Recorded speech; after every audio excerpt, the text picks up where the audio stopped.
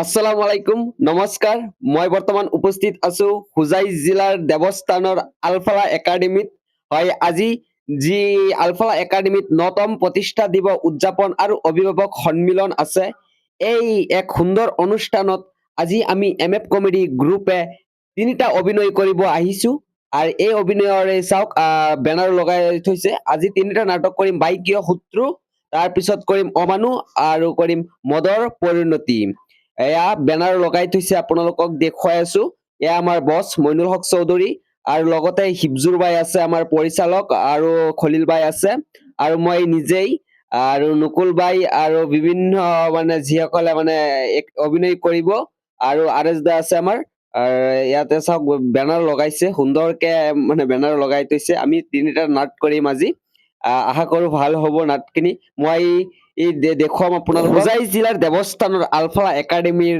এতিয়া মই ভিতৰলৈ সোমাই যাম ভিতৰলৈ সোমাই গৈ দেখিলো বহুত সুন্দৰ পৰিৱেশত সজাই পৰাই তুলিছে আজিৰ অনুষ্ঠান এয়া আপোনালোকে দেখা পাইছে ইণ্ডিয়ান গেট মানে ফটো সেশনৰ কাৰণে বনাইছে বিভিন্ন জনে ফটো মাৰি আছে আৰু ইয়াতে এটা চিলড্ৰেন পাৰ্কো চাইছো চিলড্ৰেন পাৰ্কত মানে সৰু সৰু ল'ৰা ছোৱালীয়ে খেল খেলি আছে গেটটো চাই এতিয়া ভাবিছো ভিতৰলৈ যাওঁ ভিতৰত গলো ভিতৰত গৈ দেখিলো এক সুন্দৰ পৰিৱেশত ছাত্ৰ ছাত্ৰী আৰু ছাত্ৰ ছাত্ৰীৰ অভিভাৱক সকলে নৃত্য চাই আছে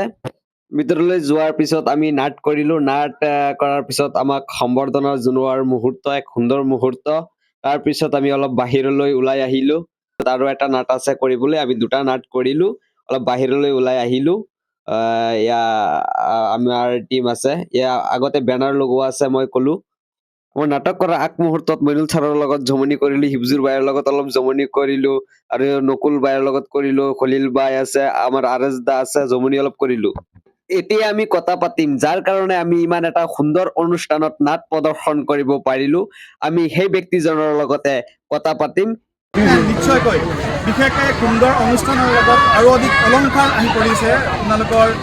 এমএফ কমেডি টিমৰ যিসকল সদস্য ইতিমধ্যে আহিছিলে আৰু যিসকলে পাৰফৰ্মেঞ্চ দিছিলে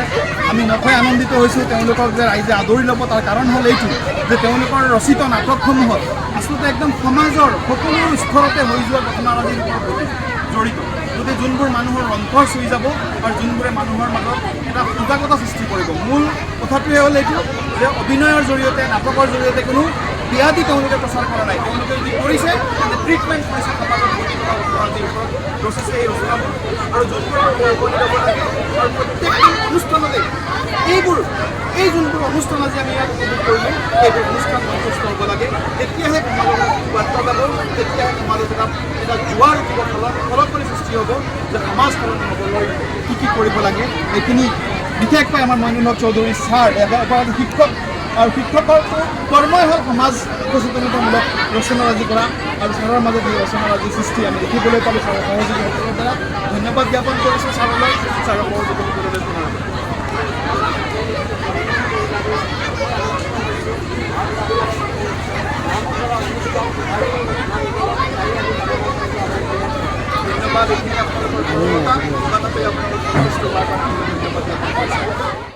ধন্যবাদ আপোনালোকে ইমান সময় চাই আছিলে সমাজৰ কথা আৰু প্ৰতিভা ফেচবুক